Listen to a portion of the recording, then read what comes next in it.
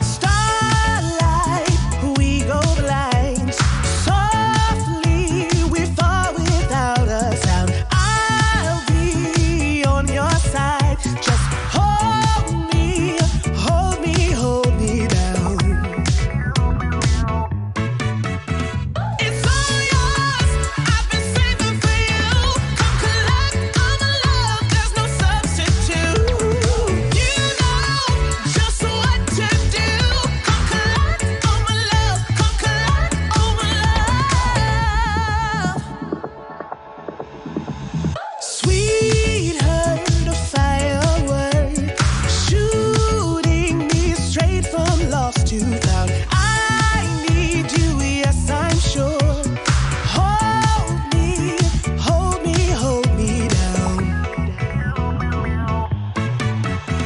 It's all yours. I've been saving for you. Come collect all my love. There's no substitute. You know just what to do. Come collect all my love. Come collect all my love. Baby, ooh, baby, baby, baby, baby, baby, ooh, baby. I said, baby, baby, ooh, baby, ooh, baby, baby, baby, baby, baby, ooh, baby.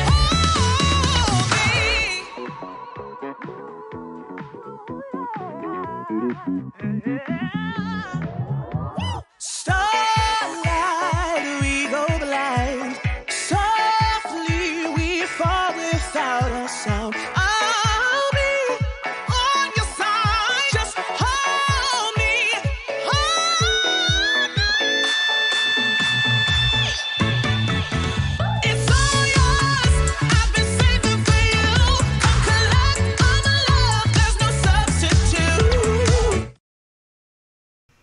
Okay, currently I have about 3 viewers in the stream right now. What does the chat say?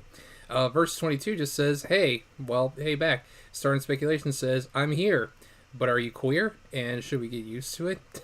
And, oh, we got another thing from her saying, I didn't know you were streaming tonight. I just thought I should check my subscriptions. Yeah, I figured enough time had passed and, oh, hang on, I should probably disable that. I figured enough time had passed and there was just a lot going on online that I figured, why not? Maybe I should come back to doing my live streams. Oh, and we now got 5 viewers. Thank you, everybody. So, just going to be a few more minutes, just kind of let everybody roll in. So, just go ahead and sit tight. You know just what to do. Come collect all my love. Come collect all my love. Baby, baby, ooh, baby, baby, baby, baby, baby, ooh, baby. I said, baby, baby, ooh, baby, ooh, baby, baby, baby, baby, baby, ooh, baby. Hold me. I said, hold me down. I say, yeah. I said, hold me down. I say, yeah. I said, hold me down.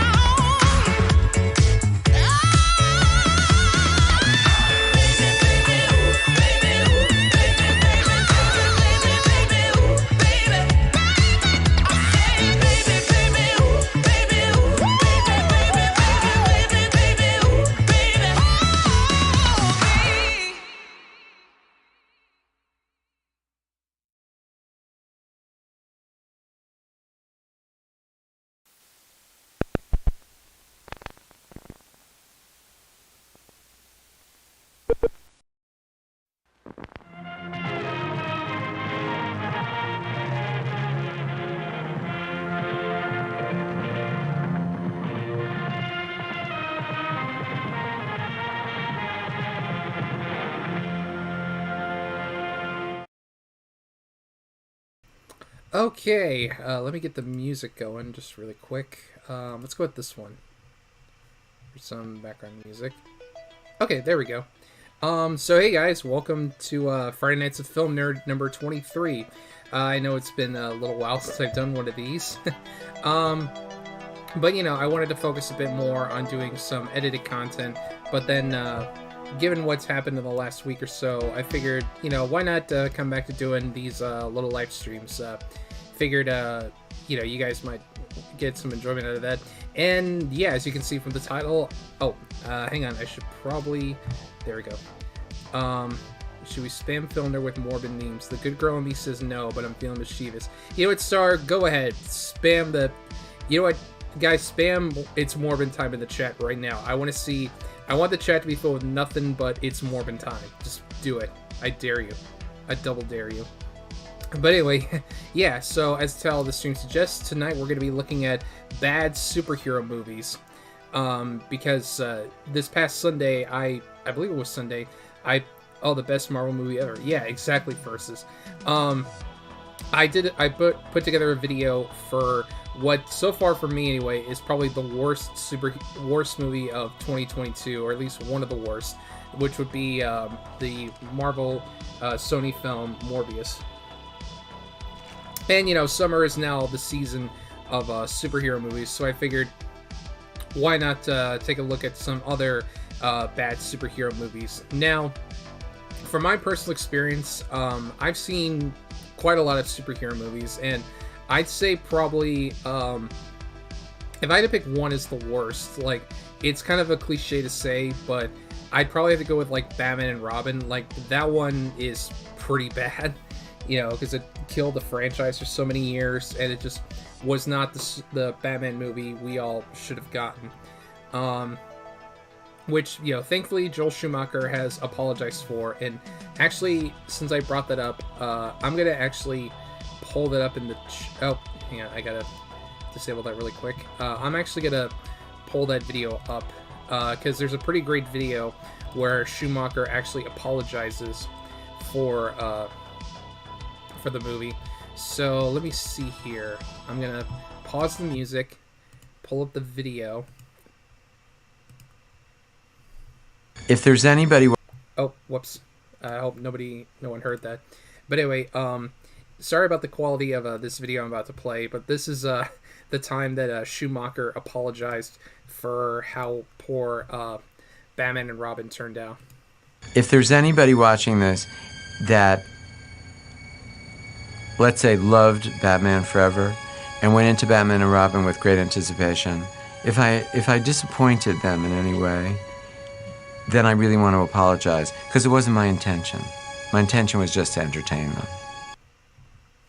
Which, I have to give a lot of props to Schumacher for that, because not many filmmakers are willing to admit when one of their movies is bad. So I give him a lot of credit for that one. Superhero movie is pretty bad. That one I haven't seen, but considering it's got Drake Bell in it, I'm sure it is pretty bad. But anyway, so I found a couple of lists online of what are considered to be the worst superhero movies ever, and there's one in particular I found. What's this? Start Speculation says, I still haven't seen any of the movies Shaq was in except for Good Burger, I guess. Yeah, the Martial Nerd. That is really funny. Like, I know people shit on Joel Schumacher, and may he rest in peace. But, I mean, the man has made some pretty good movies. I mean, he made The Lost Boys, he made Falling Down, he made 8mm, which I think is a super underrated movie if you've never seen it before. I mean, sure, he made those two Batman movies, but, not everybody's perfect. And, again, may he rest in peace. But anyway, so this first article I found, I really wanted to show off because, like, it's one of those articles that, like, I mostly agree with, but then there are some where I'm like, no, that's wrong one. That's objectively wrong. So, on Screen Crush, I found this article called "The Worst Superhero Movies Ever Made," and as you can see from the banner, two of the movies on here are going to be X-Men Origins Wolverine and Green Lantern. But anyway, let's go through the article. So, just kind of bullshit about. And then we get to the first one, which is Judge Dredd from 1995. And the article reads, the 1995 Judge Dredd has some fun production design. A Dredd costume designed by Gianni Versace, and Stallone delivering the underrated one-liner, I'll be the judge of that. That's the good news. The bad news is half the movie is dragged down by Rob Schneider, giving one of his most irritating performances as the story's comic relief. And by all means, please read the worst comic and relief with air quotes. He plays a hacker who winds up getting dragged along on Dredd's quest to clear his name after he's framed for murder. Stallone looks legitimately annoyed to share the screen with him, but can you blame him? So, like, okay, that first one, like, yeah, the 95 Dredd was pretty bad. Like, especially with the 2012 Dredd coming out. Like, that's the movie we should have gotten from the beginning, but instead we got the 95 Dredd, but that's a whole other can of worms. But yeah, I mean, we go up to a pretty good start with the article, and then the next one we got is Superman 4, The Quest for Peace, which, yeah, this is another one that I would argue they got right. But anyway, the article says, by the fourth Christopher Reeve Superman film, the rights of the franchise have passed the exploitation mavens of Canon Films. That's the company that at the time was headed by Menahem Golan and Yoram Globus. They produced movies like Missing in Action, Invasion USA, The Delta Force, Death Wish 2, Death Wish 3, Breakin', Breakin' 2, Electric Boogaloo, and many more. But anyway, so the budget for The Quest for Peace is absurdly low. A reported $17 million compared to the $55 million spent on the original movie nearly a decade earlier. Which, apparently, there's a story about Superman 4 where it originally had a much higher budget, like somewhere in the 30 million range, but then, like, partway through filming, they cut the budget in half. Because at the time, Canon was going through some pretty bad production problems. Because a lot of films that Canon was making at the time were failing to deliver at the box office. So that's why they had to cut the budget in half. But anyway, the article then goes on to say, and boy does it show, still Gene Hackman is in solid form as fiendish Lex Luthor. There are some fun fights. Christopher Reeve puts everything he's got into Superman's battle with his most important adversary to date, the looming threat of nuclear war. The overall package is lousy, but it's a little better than its reputation. Oh, I gotta show the villain of Superman 4. It's pretty great. I don't know if... Let's see if I can find a clip of it. I don't know if this will give me a copyright strike or not. I mean, hopefully not, but I would love to show what this villain of Superman 4 is like. Fucking Nuclear Man. Yeah, Martial Nerd, Nuclear Man, best villain. I agree. Okay, let me pause the music, and I really hope I don't get flagged for this, but let me pull up not that one. There we go. Okay, let's pull up a random clip.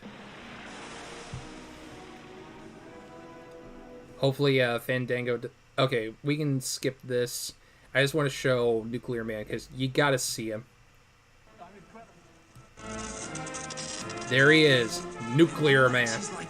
Oh, and yeah, there he is. It's beautiful. It's perfect. Welcome home, Nuclear Man. Your father's happy to see you.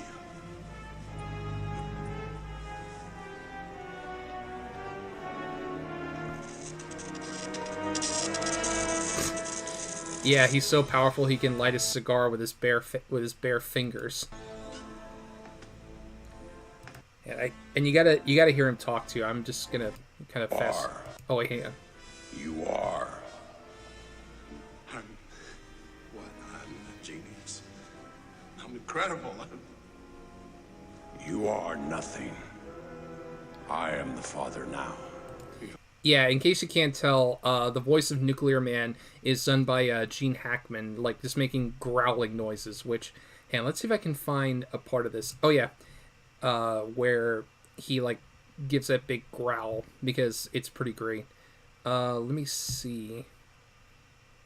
Okay, I can't find it here. Let me find a different. Okay. Where I belong. Okay, no wait, here. Let me see. Let me just kind of scrub through this. Sorry for the delay. Okay, yeah, here we go. This is a better shot of Nuclear Man. Yeah, look, he's got these like big fucking like silver fingernails. Just so you know, like how fabulous he is. Martial Nerd, yeah, absolutely. I would love to see you dress him as fucking Nuclear Man. That'd be great.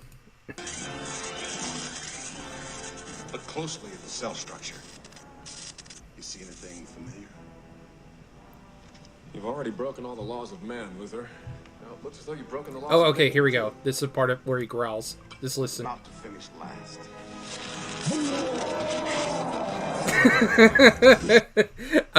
I'm just imagining like Gene Hackman in a studio, like recording that and just like blowing out his vocal cords, having to let out that huge like fucking growl. But anyway, let me get the fireplace back up and then put the music back on. Okay, there we go. So anyway, let's get back to that article. And CDT, I see ya. Hey, Film Nerd, great to see you streaming again. Yeah, absolutely. But anyway, so back to the article. We already talked about Superman 4. Okay, and then the next one we got is Dark Phoenix, which came out back in 2019. And yeah, this one I kind of have to agree with as well. Like, it's not like... Well, and the thing is, it's not even like hilariously bad. Starring speculation says Nuclear Man be slaying those hoes with those silver stiletto nails. Yeah, exactly. But like Dark Phoenix is bad, but it's not even like fun bad. It's just more kind of boring bad. Like, it's not even that interesting of a movie, except for like hang on, let me actually move the chat. Just kind of, there we go, because I noticed it was actually, you know what, never mind, I'm just gonna move it over here for now. There we go, just so you guys can see the screen better. Yeah, so anyway, director Simon Kinberg's second stab at the Dark Phoenix saga, he also co-wrote X-Men The Last Stand, is better than his first movie in some ways and worse in others. Neither movie can hold a candle to the original comics. As usual in the later X-Men movies, the highlight is Michael Fassbender, who brings more gravitas to the role of Magneto than the series arguably deserves. Also, Magneto is literally 60 in this movie, but he looks like Michael Fassbender. Damn, that magnetherapy stuff really works. But yeah, Dark Phoenix was not good. Like, I guess I would call it... I don't know if I'd really call it one of the worst movies from 2019, but it was definitely one of the most disappointing, at least in my opinion. But anyway, and then we got Bloodshot, which I never saw. This came out back in 2020. I believe this actually came out right before the pandemic. And I generally do enjoy Vin Diesel action movies, but I don't know, this one just didn't really appeal to me. But anyway, so the article says, some 30 years after the peak of Valiant Comics' popularity, the company finally limped into theaters. Right at the start of the pandemic, no less, with Bloodshot, starring Vin Diesel as Anne, whoever wrote this might need to check that, as a dead soldier brought back to life and given superpowers by tiny machines in his blood. His superhero code name, you see, is a pun. Diesel gives the same stock action dude performance he gives in all his blockbusters, and the special effects and set pieces are far below the standard of modern tentpoles. In an era when superhero movies became the biggest productions in Hollywood, Bloodshot felt like a throwback to a simpler time, when comic book characters were still treated like fodder for schlocky B pictures, or in this case, maybe a D picture. Now, I never saw Bloodshot, so I can't really comment on it, but anyway. And then we can move on to Justice League, the 2017 version. I'm guessing they're not referring to the Zack Snyder's Justice League, which was better, I think.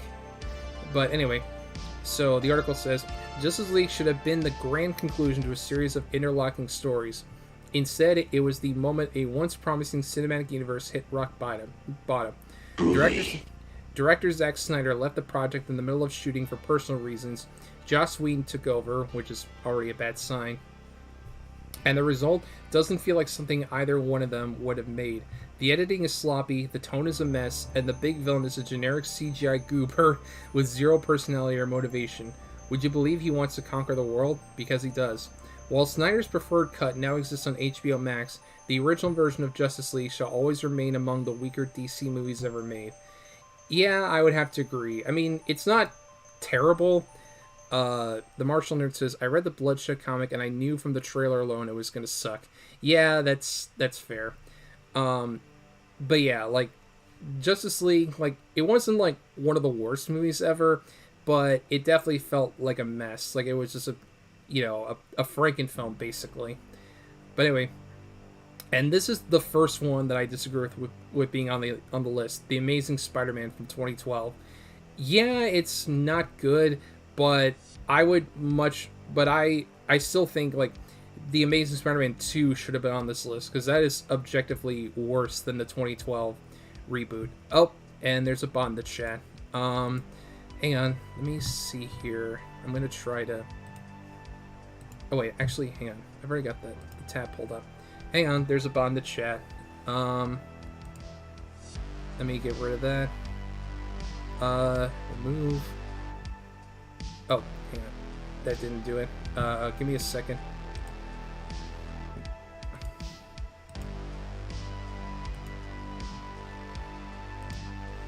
Let's see. Okay, there we go. Sorry about that, guys. I should probably get somebody to be a mod in the chat, but I'll handle that later. But anyway, oh, and I just well, great. Now it's going to be on the stream. Excellent. Yeah, thank you for that. But anyway, so the article goes on to say, "Don't let your love for Spider-Man No Way Home cloud your judgment here. There's a scene in this movie where Peter Parker goes to see Dr. Kirk Connors for some help catching a giant lizard." Oh, and by the way, the people who are sending in donations, I'll read those in a minute. So please keep sending them in. I greatly appreciate it. Gotta get those checks. But anyway, Connors tells Peter he doesn't have time to help him with his problem. He's got a new project he's working on, and he needs to be alone. "If you'll excuse me," Connors continues, "I'm afraid I'm going to have to ask you to leave." He holds the door open of his office to let Peter out, but then Connors is the one who actually leaves. He lets Peter stay behind in his lab. He snoops around and finds the evidence that reveals Connors is the lizard. In other words, character A tells character B they have to leave, then character A leaves and lets character B hang around. Movies, they're harder than they look. I mean, granted, I haven't seen this movie in a long time, so I don't really remember that. But again, like, I remember this not being great, but I would still take this over the 2012 movie. Let's see. CDT in the chat says, "Worst superhero movie I've ever seen, Howard the Duck." I mean, well, on the one hand, like, I don't know if I'd really call it a superhero movie. Like, it's a comic book movie, but I don't think it's like a superhero movie. And yeah, Howard the Duck's not good, but I don't know. I mean, I've seen worse, honestly. We've been going down for about 20 minutes now. I guess we can keep going for a little bit longer. But yeah, I'll read the donations in probably around like half an hour in. But anyway, now this one I really disagree with being on the list. The Incredible Hulk 2008. No way does this deserve to be on any list of the worst anything. I mean, yeah, compared to all the others, it's not one of the best MCU movies, but I would hardly call it one of the worst. Like, it should not be anywhere near a list like this, honestly. Hang on, I'm just pulling up the stream on my phone so I can look at the chat. Okay. But anyway, so the article goes on. So disjointed, awkward, and ugly, you'd swear Marvel was caught totally by surprise when Iron Man became a smash and they rushed this into production. Dr. Doom has never committed a crime as bad as the casting of Tim Roth as the world's ultimate soldier, who turns into a big bony turd monster. Yeah, again, like, probably not the best, like, Hulk movie, but to call this one of the worst superhero movies, like, I highly disagree with that. And Starring Speculation says, "The Incredible Bulk seems like it would be unfair to put on the list because it doesn't even try."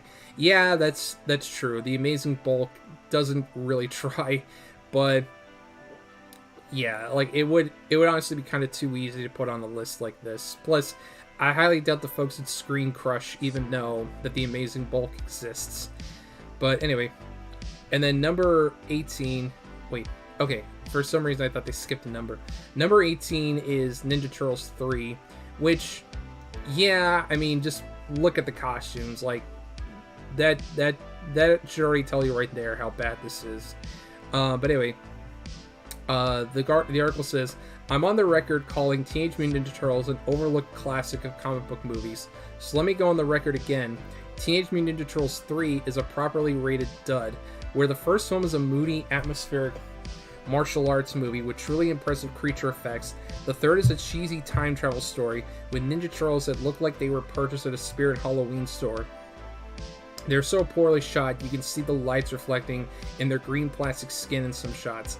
It takes 30 minutes of this 96 minutes for the Turtles to leave the sewer lair for feudal Japan, and what happens when they finally get there is barely more exciting. Yeah, that's one that I have to agree with. The Martial Nerd says, "Oh yeah, the super soldier in that movie had a dad bod, lol." Yeah, that's true. I mean, Tim Roth probably wasn't the best choice for like a quote-unquote super soldier, but again, I still don't think that movie deserves to be on any list of like the worst superhero movies ever. But anyway, actually, it's funny. Speaking of Ninja Turtles 3, I kind of want to find.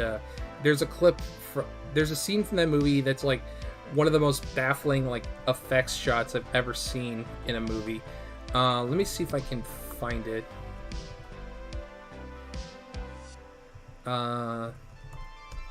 Let's see here.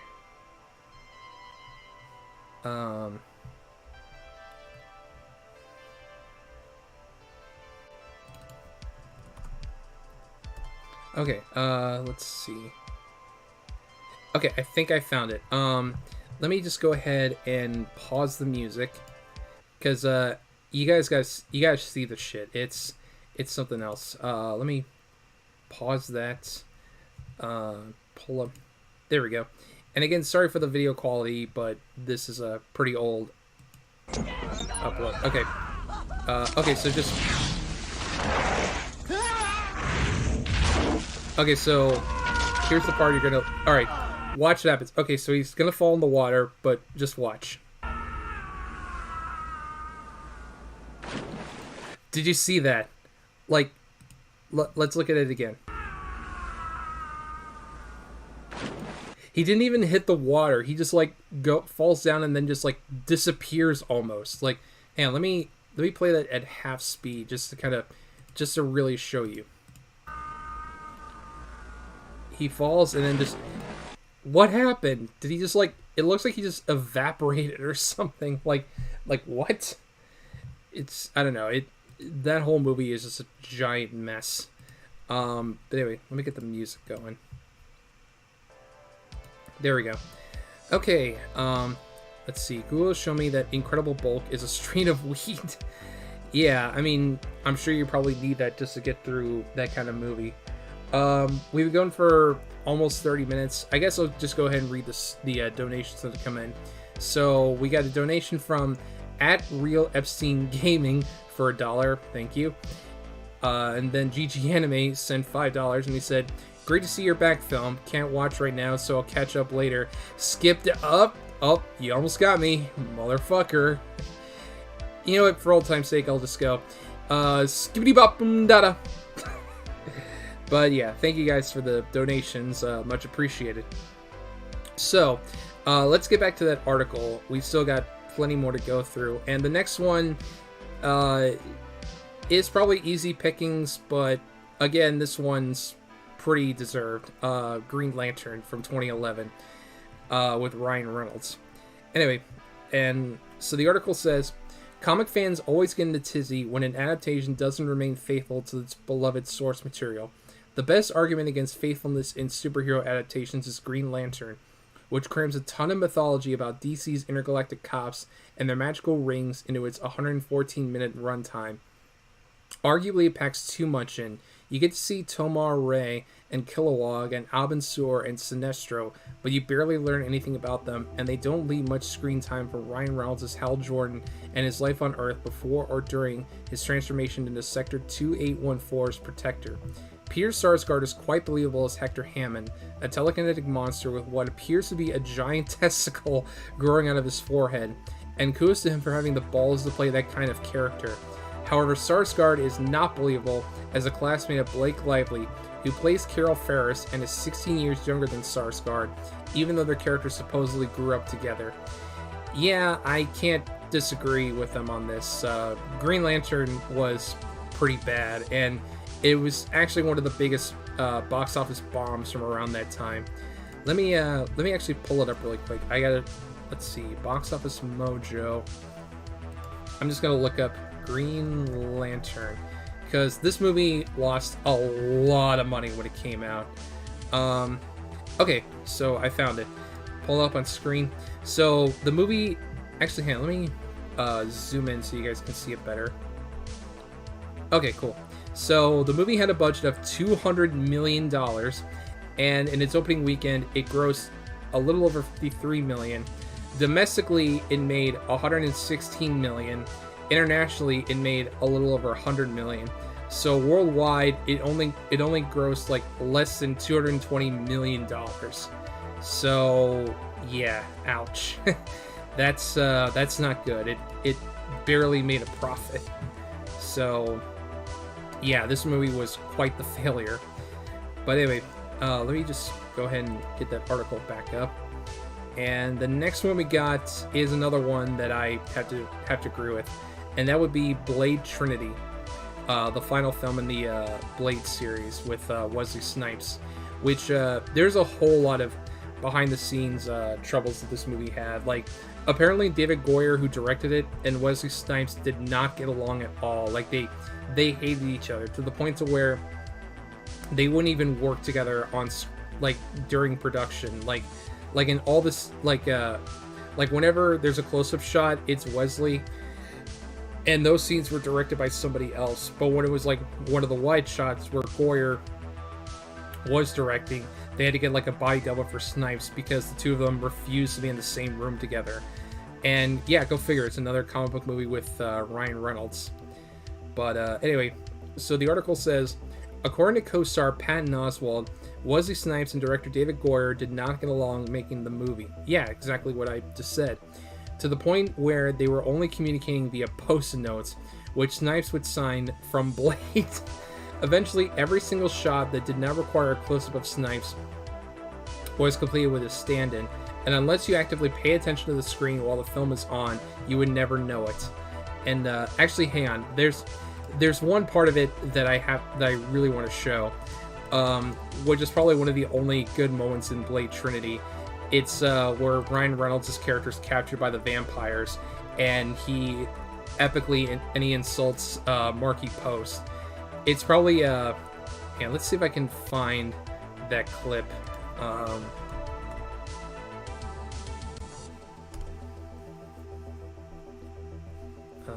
I'm trying to see if I can.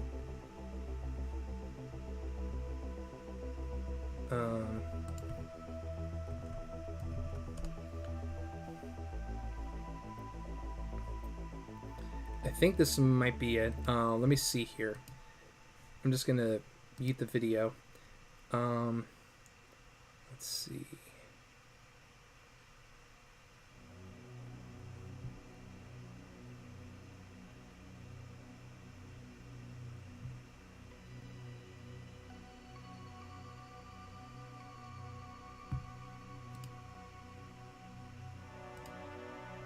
You know what? Hang on. I'm just gonna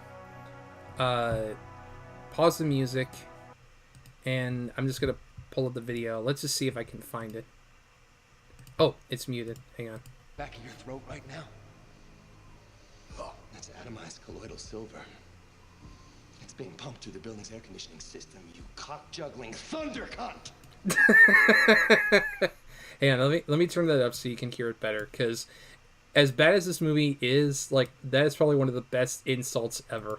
You cock-juggling thunder cunt! You cock-juggling thunder cunt. Like, the movie might be terrible, and I'm sure it is, but that line kind of makes it worth it. Anyway, pulling the music back up. But yeah, so that's Blade Trinity. Let's see. The Marshall Nerd said, I'm surprised it made a profit at all. Yeah, honestly. And then Star says, isn't that the movie that came out after Snipes got out of prison? No, I believe this is before he was in prison for, like, tax evasion, I believe. But anyway, okay, and here's another one. This one I can't disagree with. 2016 Suicide Squad. It's pretty bad. Anyway, the article says, if the Suicide Squad did not exist in this movie, the problem the Suicide Squad is called to solve would not exist either. The movie's villain is a member of Suicide Squad who goes rogue, and the whole second act is about rescuing a mystery character who, actual spoiler alert, turns out to be the creator and boss of the Suicide Squad. Basically, the Suicide Squad in this movie is how Homer Simpson describes alcohol. It's the cause of and the solution to all of the story's problems. The movie may have been conceived by director David Ayer in a coherent way, but by the time Suicide Squad got released, it had been chopped into cinematic coleslaw. A word of caution, don't expect the extended cut to make the film any better. The last thing Suicide Squad needed was to be longer. Thank goodness The Suicide Squad by James Gunn was a major improvement. Yeah, this is one I can't disagree with any harder. Like, this one absolutely deserves to be on here, because, like, I remember when I first saw it back in the day, and I thought, you know, this movie's not great, but it's not terrible either.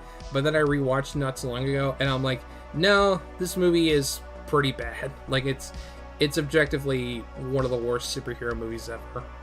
So they got that one right. And then the next one we got is New Mutants from 2020, which is one of those movies that was, like, stuck in development hell for what felt like forever. Like, it was supposed to come out in 2017, then they delayed it to 2018 for reshoots. Then they delayed it to like 2019, and then they just quietly released it in 2020, and nobody really gave a shit. But anyway, so after years of delays and rumors, the coda to Fox's X-Men saga limped into theaters in the summer of 2020. It was faithful to the characters of New Mutants comics, like Shy Werewolf, Renee Sinclair, Macy Williams, and cocky Bobby DaCosta, Henry Zaga. But it completely botches its premise about an enormous hospital for mutants with new powers that's apparently staffed by exactly one doctor. The references to the larger world of X-Men only makes things more confusing. Where's Colossus, and why is he okay with his sister getting treated by this sketchy doctor? All in all, New Mutants was a big missed opportunity. Yeah, I remember seeing the trailers for New Mutants and thinking, you know, this actually doesn't look too bad. But then it just, like, quietly got released, and nobody really seemed to care, and I never got around to watching it. Let's see, Marshall Nerd says, he tried to set up an MMA match against Joe Rogan to raise the money needed to pay back to the government. He backed out when he found out he was going to prison either way. Well, damn, I had no idea. And then next up we've got Supergirl from 1984 with Helen Slater as Supergirl. Before the 1980s, Supergirl ran completely dry. The producers of the main Superman hatched a spin-off about the Man of Steel's cousin, Kara Zor-El, Helen Slater, leaving Argo City, which for some reason can only be reached at the bottom of a lake on Earth, to retrieve the MacGuffin that powers her home. A news report mentioned Superman's off in another galaxy, so don't expect to see Christopher Reeve except as a poster on a dorm room wall. The only other clear sign that this is set in the same world as the Superman films is a pointless appearance by Mark McClure's Jimmy Olsen. While Slater looks the part, Supergirl is almost completely forgettable unless you really enjoy watching Faye Dunaway act like a new age witch. Who boy, is there a lot of that. Yeah, unfortunately, this movie was made at a time when Faye Dunaway's career basically was dying, because, like, she had gone from being in movies like Bonnie and Clyde and Chinatown and Network to being in Mommy Dearest, which kind of killed her career, and she had to do movies like Supergirl. So all because she complained about wire hangers, she ended up in movies like this, and her career never really recovered, which is unfortunate, but that's the nature of the industry, I guess. Anyway, so next up on the list is X-Men Origins Wolverine, which, go figure, this is like the third X-Men movie to end up on this list. But anyway, so the title says, the goofy title pretty much says it all. Is this an X-Men movie, a Wolverine adventure, or an origin story? Hey, how about all three? If director Gavin Hood had focused on just one aspect, he might have had a shot at a respectable film. But this thing was basically doomed when it was conceived, a mix of half-dozen different X-Men and Wolverine stories. We didn't sign up for this. Hugh Jackman's Logan growls at Liev Schreiber's Victor, one of the many lines in X-Men Origins that also functions as a meta-commentary about the awfulness of the movie. Others include, we've done enough, you look like a man fixing to do a bad thing, and my favorite, wake me up when it's over. Yeah, Origins Wolverine is, to me, one of the rare films where its sequels are actually better than the original, because this movie was pretty bad. The Wolverine was better, but it still had its problems. And then Logan was a goddamn masterpiece. Like, that was a excellent movie. So that, and not only that, but this is also one of the rare times where the video game is better than the movie, because I cannot talk. The Origins Wolverine game is like way better than the movie. It's, I don't know, the game is a lot of fun, but the movie not so much. But anyway, oh, and Star was mentioning Shaquille O'Neal earlier. Now we've got Steel from 1997. Yeah, this is pretty bad.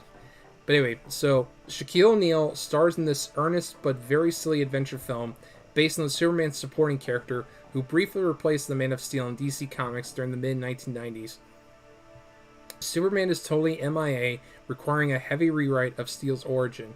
O'Neal certainly has the stature to play a superhero, and he looks like he's having a great time, but the screenplay has so many self-referential winks, Shaq constantly misses basketball shots, and then shrugs.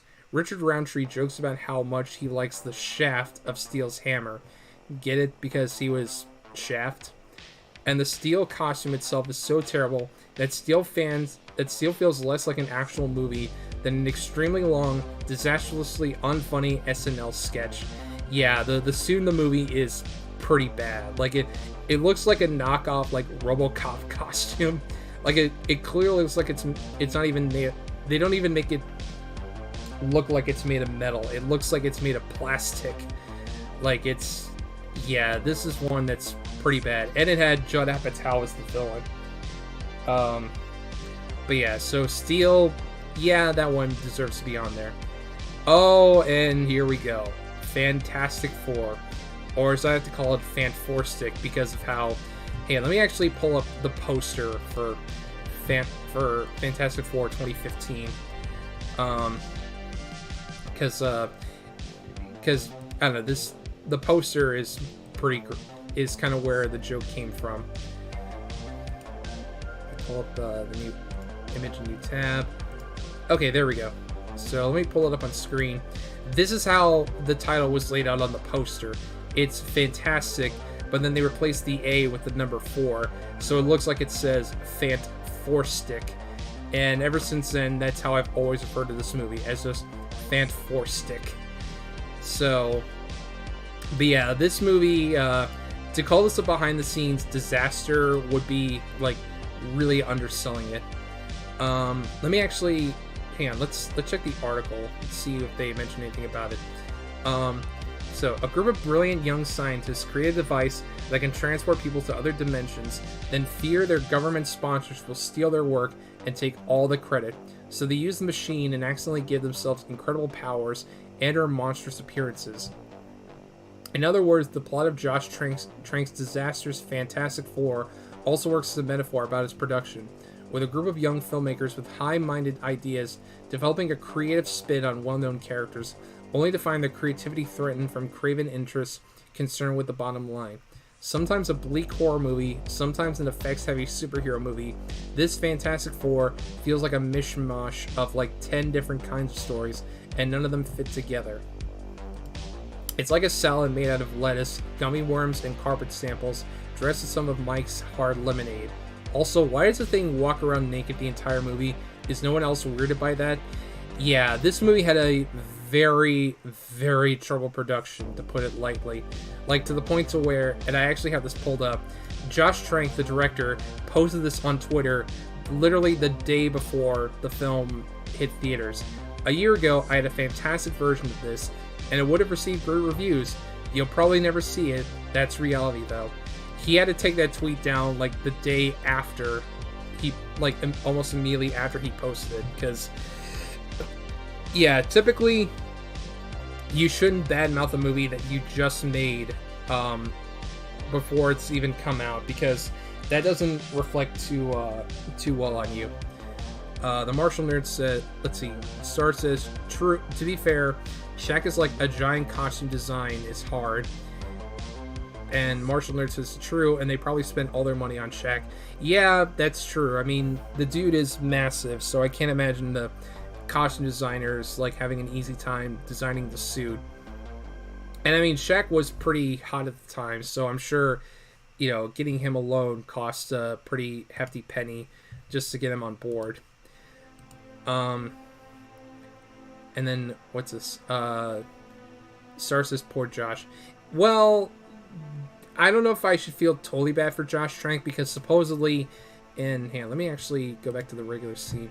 Supposedly he was not easy to work with on set. Like supposedly he would be like drunk or high on the set and just like belligerent to everybody. And apparently he treated the woman who played Sue Storm, Kate Mara, like shit. Actually, hang on, let's see if I can find some more info on what he did. Okay.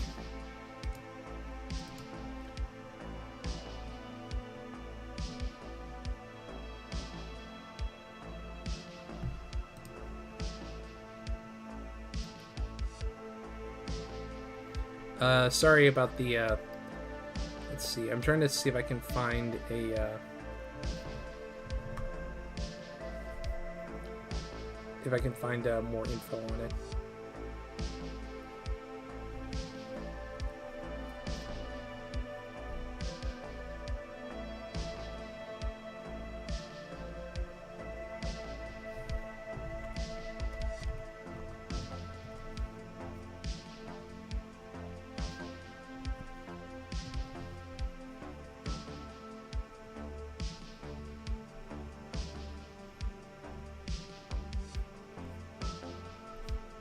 Okay, well, I can't seem to find anything definitive on it, but yeah, like I don't know. There's a whole other story about how disastrous making Fan 4 Stick was, but I'm not gonna get into that, and we don't really have enough time for that either. So I'm just gonna continue on. But anyway, the next one, this one I also have to kind of disagree with. The 1990 Captain America, like this one also had a very troubled production, like. So I mentioned Canon Films before with Superman 4: The Quest for Peace. Well, around the same time, Canon had also acquired the rights to Spider-Man and Captain America. They never made the Spider-Man movie, but with Captain America, they had the rights to the character for a while, but then the company went bankrupt in like 1989, I want to say, and when the company went bankrupt, one of the two heads of the company, Menahem Golan, split off to work for a company called 21st Century Film Corporation, and as part of his severance package or what have you, he took the rights to Captain America with him. So they made the movie at this new company, and it was not easy to get it made. So the fact that we even got this movie in the first place is kind of remarkable. And yeah, it's not as good as like the newer Captain America movies, but it's still pretty decent. I mean, I don't think it's like all that bad, but anyway, so, and CC says, hello all. Hey CC, how are you doing? Anyway, the article says, the 1990 low-budget Captain America movie is a very special kind of dumb. The kind where a shot of the White House gets a title card reading, White House, Washington, D.C., without a hint of irony. About 20 minutes later, an almost identical shot reads, Washington, D.C. The opening sequences set in the 1930s are fine and closer to the Marvel Cinematic Universe Captain America than you might expect. Once Captain America awakens in the early 1990s, things take a deep dive in quality, right down to the chintziest, synthiest score you've ever heard. Matt Salinger's Cap costume looks pretty good for the time, but he almost never wears it, and instead spends a weird amount of the movie stealing cars by acting nauseous, then jumping in the driver's seat when the other person in the vehicle steps out to check on him. I guess when Chris Evans' Cap was talking about how he could do this all day, he was actually referring to vomiting. Oh, and another interesting thing about the costume, those ears are glued on because apparently the costume originally had holes for the ears, but they stuck out a little too much, so they put the rubber ears on instead. But actually, hang on, there's one clip from this movie that I'm sure some of you have probably seen. It's probably the most infamous moment of the film. Let me see if I can find it.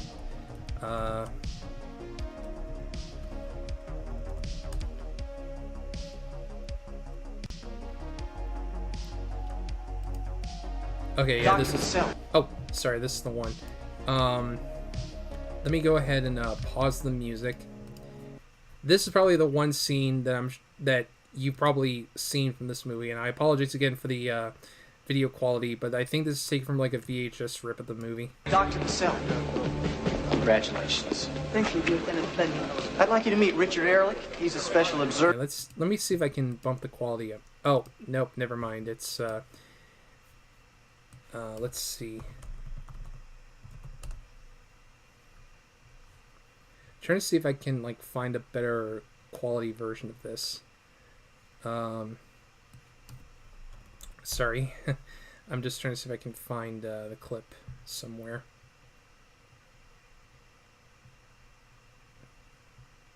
Hey, I'm gonna put that back up really quick, and then let me see here. Okay, I paused it. Let me see if I can find the clip. Okay, here we go. I found it. Okay, let me pull up the video. Okay. Remarkable work. Here we go. Dr. Vaselli. Congratulations. The jury's. Yeah, that scene. Because I remember the Nostalgia Critic did a review for the movie, and he found that clip really hilarious, just because it like came right the fuck out of nowhere. And honestly, say what you will about Doug, but I can't help but agree with him on this. Remarkable work, Dr. Vaselli. Congratulations. Yeah, it is pretty great. I'm not gonna lie. But anyway, gonna pull up the music again. How are we doing on time? 52 minutes. Okay, I guess I can go through the rest of this article. I did have another one pulled up, but we'll just focus on this one we got instead. So the next one we got is Bulletproof Monk from 2003, which I can't really comment on because I've never seen this, but the article says, true story, when I saw this movie some 20 years ago, I was the only person in the entire theater. Must have been the same guy who's in Morbius all by himself. Everyone else had the right idea. By the end, I was so bored I started wandering the auditorium, trying out different seats to find the best angle on the screen. No matter where I sat though, the movie still sucked. 20 years later, Bulletproof Monk really might contain this century's worst Hollywood martial arts scenes. It may not entirely be the filmmaker's fault. It looks like Sean William Scott did more of his own stunts than Chow Yun-fat. When Stifler is the most committed stunt performer in your action movie, you have a real problem. Again, I can't really comment because I never saw it, but sure, let's just say they're right. And then we got, ooh boy, the 2014 Ninja Turtles movie. Like, I don't know how many of you remember it, but I remember when this movie was first coming out, like when the trailers first hit, everybody was complaining about this movie. Star says, that sound clip could be a base phone text tone. Yeah, probably could be. Like, I could see that. Like somebody calls you on the phone, and then all of a sudden, your phone goes off and it just screams out, Heil Hitler. Oh, shit. Please don't cancel me, YouTube. Nah, who am I kidding? I don't even have I haven't even hit 200 subscribers. There's no way they probably don't even know I exist. But yeah, the 2014 Ninja Turtles, like when that was coming out, everybody was like losing their minds over how much this was gonna suck. But and I never saw it because it just didn't look that good. But from what I've heard, it pretty much was what people expected to be. But anyway, so the article says, for whatever its issues, at least the original Ninja Turtles movie had solid character designs and a lot of energetic action scenes. The 2014 reboot made almost no sense, looked like garbage, or in the case of Splinter, a giant walking penis. I'm not sure I want to click on that link. And had all the energy of a coma patient. Also, what self-respecting New Yorker, turtle or otherwise, eats Pizza Hut pizza? That's even crazier than Splinter teaching himself martial arts from a book. Yeah. It's also just kind of funny that Megan Fox is in this, considering that, like, Michael Bay didn't direct the movie as people think he did, but he produced it. But considering the fallout that he and Megan Fox had, it's just kind of funny that she ended up being in this movie. But anyway, let's move on. So the next one we got is Spawn from 97, which, yeah, they're not wrong. Spawn is all of the worst 90s superhero cliches in 96 minutes, plus some ludicrous macho posturing from Michael Jai White and Martin Sheen, multiple fart jokes, and several of the worst special effects that have ever appeared in a film released by a major Hollywood studio. The only way this could be more camp is if Spawn wound up hanging out with a bunch of kids spending the summer taking archery and lanyard classes. Yeah, I don't know. Spawn is one of those movies that, like, I'm generally not a fan of reboots and remakes, but this is one I think could go for a remake, like, in all honesty. And yeah, the CGI is not good in the movie, but to be fair, a lot of movies from around that time had pretty poor CGI. I mean, look at Mortal Kombat Annihilation. Like, I would argue the effects in that movie were even worse. Let's see. Hod Towered, nice name, says TMNT was alright at best. Okay. And then Star says, I love Pizza Hut. Yeah, I kind of like Pizza Hut too. But anyway, let's move on. So number 5, we got The Spirit, which I actually remember when this movie came out. Like, this is like just a few years after Sin City came out, and I loved Sin City. And then I saw the trailer for this, and I'm like, oh cool, it's like Sin City, like literally just like Sin City. That ruined MJW's career, says the Marshall Nerd. No, I don't know if I really go that far, Marshall, because I mean, Michael Jai White did go on to do other things after Spawn. I mean, he made Black Dynamite, so I don't know if I'd really call it a career killer. But yeah, The Spirit from 2008. The success of the Sin City movie, based on the Frank Miller comics, begat this adaptation of the influential Will Eisner comic strip directed by Miller himself. Unlike the Eisner comics, which were colorful and formally imaginative, Miller made the Spirit movie into a Sin City clone with muted colors, green screen visuals, and over-the-top film noir dialogue. Gabriel Macht made for a lifeless hero, and while Miller had an undeniable flair for still images, convincing and exciting movement within those images proved a bit tougher, with Macht's Denny Colt doing a lot of awkward jumping and floating through the space. My city screams, the Spirit's posters yelled. So did audiences when they realized they'd paid $10 for this nightmare. Yeah, I guess Frank Miller had a bit of a sort of a similar problem with like Rob Zombie has, where the dude can only make like one kind of movie. You know, like no matter what the source material is, all of his movies look the same because he can't really make anything else. So then we move on to number 4, which is Elektra, which is kind of a spin-off of the 2003 Daredevil with Ben Affleck. And the article says, Elektra, the world's greatest assassin, is so thorough about her work that she scrubs her floorboards constantly to ensure she leaves behind absolutely no DNA that can be traced to her. And she's also so careless that she hangs out with her nosy new neighbors in the middle of an assignment, and also so dumb she doesn't realize her new neighbors are her assignment. Consistency. Also dying in Daredevil and getting brought back to life has given Jennifer Garner the ability to predict the future and even rewind time when necessary, essentially making her an immortal god. So obviously she uses her omnipotence to run around stabbing ninjas. From the film's Wikipedia page, Garner reportedly did not want to do the film and only did it because she was legally required to due to contractual obligations from Daredevil. Somewhere out there was someone whose first superhero movie was Elektra. Spare a thought for this person. Yeah, I don't know if I've actually ever seen this movie. I might have seen parts of it, but I've never seen the whole thing. But yeah, that one's pretty dull from what I remember. And Star says, Michael Bay's fixation with Megan Fox was giving me Alfred Hitchcock and Tippi Hedren vibes. Yeah, I can see that. Although Tippi Hedren's a much better actress.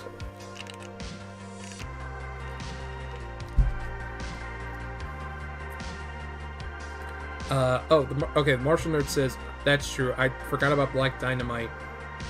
I was more focused on the movies he was in, like Never Back Down 3 and the like. Yeah, that's understandable. I got you there. No worries. So then we go to the top 3. So number 3, we've got Jonah Hex with Josh Brolin. This is one I vaguely remember when it came out, and I gotta be honest, I kind of wanted to see it because I thought it looked cool. But then, yeah, I saw the negative reviews, and I'm like, yeah, no thanks. And this one also had Megan Fox in it, and I don't know, I was never a fan of Megan Fox. Like, I don't hate her as a person, I just thought she was a terrible actress. But anyway, so the article goes on to say, DC Comics' Jonah Hex is just a gruff Western vigilante with a scarred face. A movie should have been a slam dunk. Just put Josh Brolin in the middle of a fistful of dollars-esque plot and let it be a gunslinging badass. Instead, the film inexplicably gave him supernatural powers, he can talk to the dead, and absurd cartoonish guns to match its absurd cartoonish plot. The only reason it's not dead last on this list is because it's mercifully short. On the other hand, it's only 80 minutes long because it's been hacked to incomprehensible pieces. Jonah Hex is a rare and unique disaster. It makes Wild Wild West look like The Searchers. Ouch. I mean, I never saw Jonah Hex, but I mean, if it did have a giant mechanical spider, I probably would have rushed to the theater to go see it. And then we got, yep, this one, the 2004 Halle Berry Catwoman, which, I mean, is there really anything I can say about it that hasn't already been said? Like, everybody already knows how terrible this movie is. But anyway, so the article says, Halle Berry discovers her beauty company's new product is toxic and gets murdered by her bosses as part of the cover-up. Beauty product jokes, gotta love them. Then cats bring her back to life as the latest in a long line of Catwomen who prowled the earth throughout history. Now Barry's Patience Phillips fights crime and sometimes causes it with all of Cat's most famous abilities. She's very agile, always lands on her feet, is the world's greatest basketball player, gets off on stealing jewelry, whips people, makes terrible basketball puns, and loves leather, just like a real cat. Catwoman's director, Petoff, came from a visual effects background, so there are certainly worse looking superhero movies out there, but there's never been a more poorly edited one. The entire cast wears the exact same clothes 2 days in a row, because someone clearly decided to recut the movie and turn the first day's events into 2 without bothering to reshoot anything. The combination of amusingly strange choices and gross incompetence makes Catwoman true catnip for bad movie lovers. And I just noticed the music stopped. God damn it. Alright. Let me just give me a second. Let me actually pull up some background music here. Alright, this will do. There we go. But yeah, Catwoman, well, from what I understand, Catwoman had a very tumultuous production history. Like, it was originally supposed to be made like in the 90s with like Michelle Pfeiffer. It was going to be basically a spin-off of Batman Returns, but then it just lingered in development hell until this finally came out, and it was also another flop. Let me see if I can find the box office for Catwoman, because it lost a lot of money from what I remember. Okay, yeah, here we go. Oh, look at the numbers. It doesn't look good. Okay, let me pull it up on screen now. Zoom in. Okay, so the movie had a budget of $100 million. Domestically, it made a little over $40 million. Internationally, it made just a little under $42 million. Worldwide, only $82 million. Yeah, that's pretty bad. Yeah, to say it lost a lot of money would be really underselling it. But yeah, this movie lost a ton of money, and it also swept the Razzie Awards that year. Like, it won the awards for like Worst Picture, Worst Actress, and all that. In fact, actually, that was a clip I really want to show. Because for those of you who don't know what the Razzies are, they're basically the anti-Oscars. Like, whereas the Oscars are about like like people like celebrating the best in awards. I mean, the best in film. The Razzies are the exact opposite, where they celebrate the worst in film. And very rarely have people who've like gotten a Razzie Award actually accepted it in person. Well, Halle Berry was one of those people. So I'm gonna pause the music really quick, and we're gonna watch the video where Halle Berry accepted her award for Worst Actress. Oh, that's a little loud.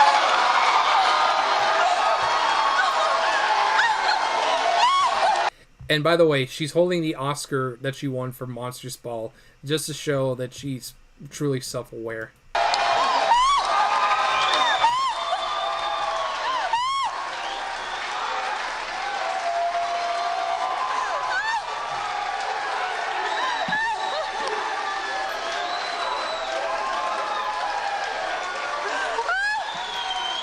Yeah, the crowd's just loving the fact that but yeah, her acceptance speech is pretty great. It's one of the best things ever. Yeah, let me skip ahead a little bit.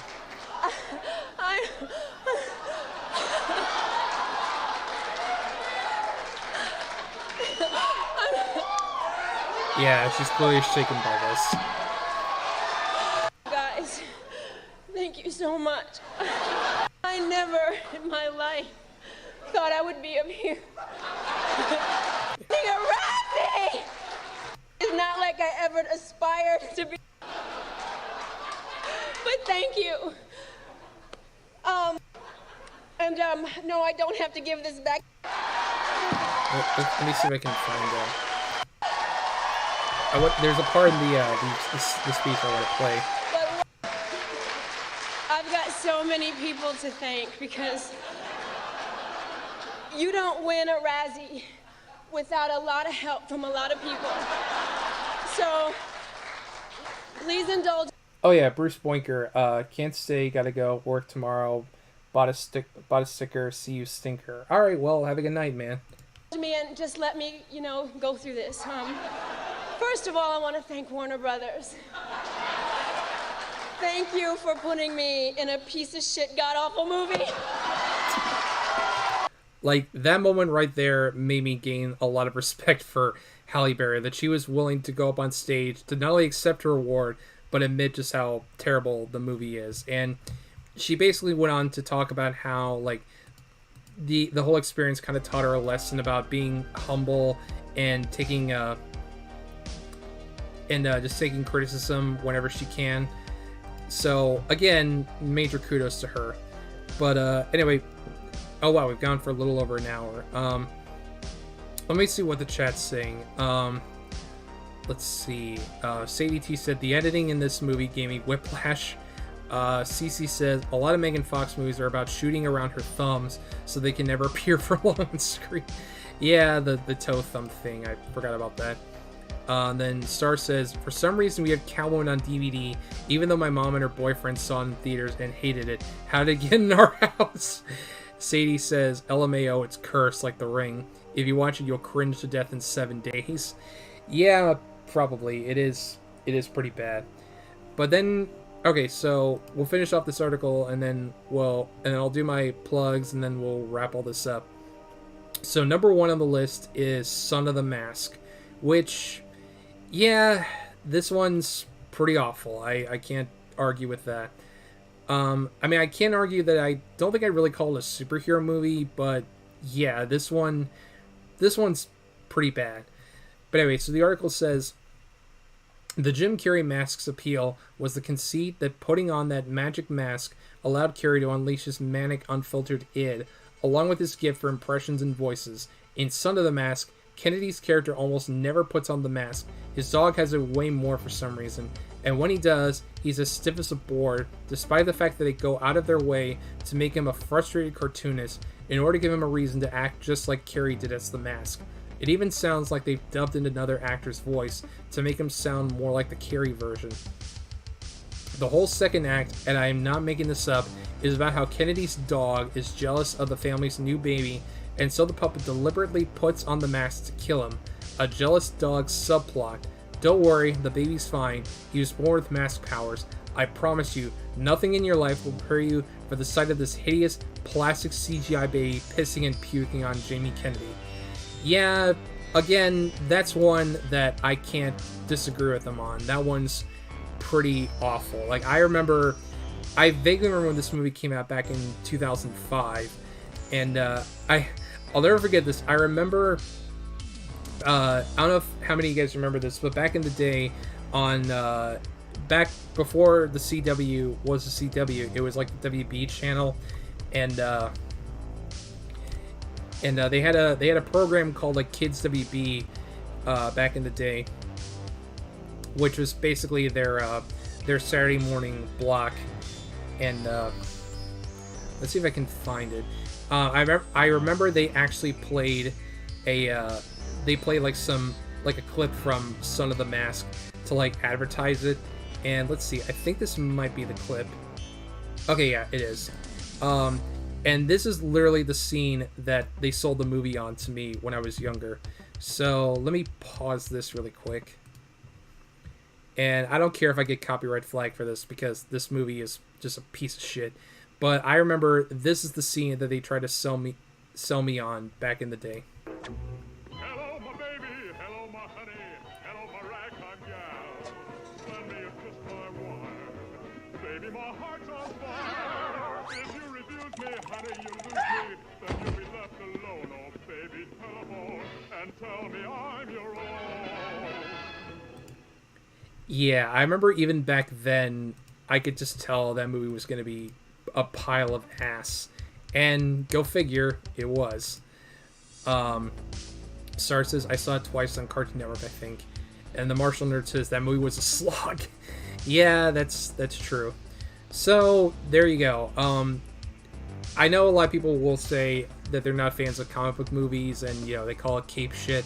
And I'll admit, not every superhero movie is great, but, I don't know, I still get kind of a kick out of them. Like, you know, even, like, sure, I do think that, you know, we're kind of inundated with superhero movies, and I think, you know, they can stand to, like, kind of cut down on them a little bit.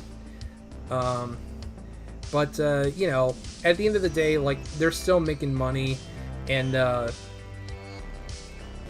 you know, as long as the movies are still, like, at least halfway decent, then I'm sure they'll still be around for however long it'll be. But anyway, so that's going to be it for this stream. Thank you guys so much for coming out. And before I wrap this up and then play the final song, I am going to just go ahead and promote my stuff. So let me first get the music up and... Okay, there we go. Cece says, yeah, that's what'll get kids' attention. A 60s reference. Yeah, exactly. But anyway, so I'm just gonna go ahead and promote my shit. Let me go to Zoom, window. All right, turn off the fireplace. Not that window. Hang on, let me go to this. Where the hell is it?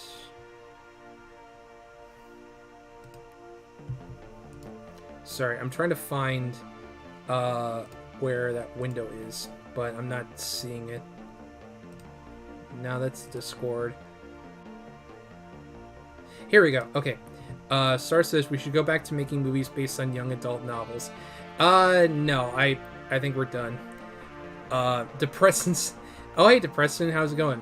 The only good superhero movie was Nick Cage's Superman. Yeah, the Superman Lives, which I briefly want to talk about that. So, there was a movie that was going to be made in the 90s called Superman Lives that was going to be directed by Tim Burton and written by Kevin Smith, and it was going to have Nick Cage playing Superman, and it was to be produced by, what's his name? John Peters, who is a pretty notorious film producer, and he had all kinds of weird demands for the Nick Cage superhero movie. Like, Superman couldn't fly, he couldn't wear his cape, he had to fight polar bears, he had to have a sassy gay robot, and I swear to God, I'm not making any of this up. And at the end of the movie, Superman was to fight a giant mechanical spider. And the movie never happened, but we did get Wild Wild West, which was also produced by John Peters, and that had a giant mechanical spider. So we got that at least, but yeah. But anyway, so I'm just going to go ahead and promote my stuff. So, of course, I've got the website, film-nerd.com, which has been running now for a little over 4 years. And, I'm still proud of the site. I'm not sure how much longer it's going to keep going. But yeah, so my latest review is on the 1982 sex comedy Stuck on You for Trauma Tuesdays. And then I've got from Full Moon Fridays, Killjoy 3, which is so far probably the best Killjoy movie, but that's not saying a whole lot. And then we've also got The Godfather Part 3, which I covered for a Patreon request. Then I also did Top Gun Maverick, which is probably one of the rare instances where a legacy sequel is better than the original. And Ted comment in the chat says, Blade is one of the best superhero movies. Yeah, I would agree. I mean, admittedly though, some of the CGI doesn't hold up that well, but it's still a really good movie. I would have to agree. And then the last Trauma Tuesdays I did was on a movie called Fortress of America, which apparently some people consider to be one of their worst movies, and I really don't see that. And then I also reviewed the original Top Gun in prep for Maverick, so you can go back and check that one out too. But I recently watched Lightyear, which I'll be writing a review for that this weekend, but suffice to say, I did really enjoy it. But anyway, so that's the website, and of course I got my Patreon, which you can go and donate to. Got a couple perks here, and I've actually got a poll running right now for the next Full Moon Fridays, where if you donate to the Patreon, now you can actually go on and vote between 3 movies. You can choose either the 1978 adult film Fairy Tales, the 1986 Nightmare on Elm Street knockoff Dream Maniac, and the 1989 sci-fi movie Arena, which is the last film produced by Empire Pictures before they went out of business. Voting ends on Wednesday, June 22nd at noon Central Standard Time. So if you want to get in on the votes, you better go now before it's too late. And then I've also got a merch store where I've only got 3 items for sale. I really should update this merch store at some point. But yeah, but of course, none of that really matters. Just the fact that anybody even watches these streams is good enough for me. So yeah, thank you guys so much for spending your evening with me. Thank you to everybody who donated. They're greatly appreciated. And I hope I can come back and do more of these streams. I may not be doing a stream next week, but the week after that, which will, I believe, be the first Friday of July, I should be back doing another stream. And hopefully I can bring these back to do them at least once every 2 weeks. But again, thank you guys so much for coming out. I greatly appreciate it. I should have a new unboxing video out sometime this weekend as well, so look forward to that. It's going to be another big Vinegar Syndrome unboxing, so look forward to that. And of course, I might be working another movie review video, but I'm not sure which one I'll do yet. But yeah, that's going to be it for the stream. So again, thank you guys so much for coming out. And as always, I've got more reviews and more videos on the way. But until then, I will see you guys in the next one. Take care.